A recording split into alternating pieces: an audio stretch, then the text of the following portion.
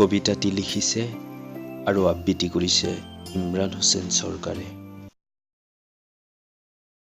অদুষ্ট অসাধু বজ্জাত বদমাছ ভণ্ড স্বাৰ্থবাদী দানৱৰ দল। হয় মই তহঁতক কৈ আছো, ধৰ্মৰ নামত মানুহৰ অন্তৰাত্মাক ভাগ ভাগ কৰিবলৈ উঠি পৰি লগা কাপুৰুষত। হয় মই তহঁতকেই কৈছো, যদি ইমান ক্ষমতা আছে তেনেহলে প্ৰথমতে সকলোৱে গ্ৰহণ কৰা বায়ুখিনিক ধৰ্মৰ নামত ভাগ ভাগ কৰি দেখা। প্ৰাণস্বৰূপ পানীক ধৰ্মৰ নামত ভাগ কৰি দেখা। চন্দ্ৰ সূৰ্যক ভাগ ভাগ কৰি দেখা। পোহৰ এন্ধাৰক ধৰ্মৰ নামত ভাগ ভাগ কৰি দেখা। যদি এইবোৰ কৰাৰ ক্ষমতা নাই তেনেহলে তহঁতৰ অধিকাৰ ক'ত ধৰ্মৰ নামত হিন্দু মুছলিম বুলি ভাগ কৰাৰ?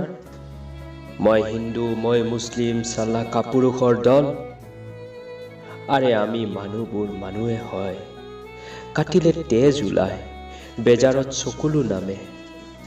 তেন্তে হয় কোন তহঁত আমাক ভাগ কৰিবলৈ?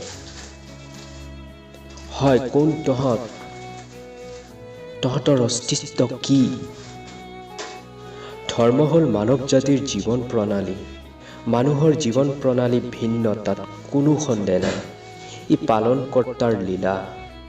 যিদৰে আমি একেখন বিশ্ব ব্ৰহ্মাণ্ড, একেটা সূৰ্য, একেই বতাহ পানীৰ লগত লৈ জীয়াই আছো, ঠিক তেনেদৰে আমি মানুহ হৈ জীয়াই থাকিব লাগিব, জীয়াই থাকিব শিকিব লাগিব। এতিয়াও সময় আছে। এই হিন্দু মুছলিমক ভাগ কৰাৰ ঠিকাত বাদ দিয়া আৰু ভাল কামত আগবাঢ়ি আহা। এখন বহুৰঙী ফুলনি বাগিচাৰ সৌন্দৰ্যৰ দৰে আমাৰ সমাজখনৰ সৌন্দৰ্যক উপভোগ কৰা। মানুহ হোৱা, মানুহক মানুহ হ'বলৈ শিকোৱা।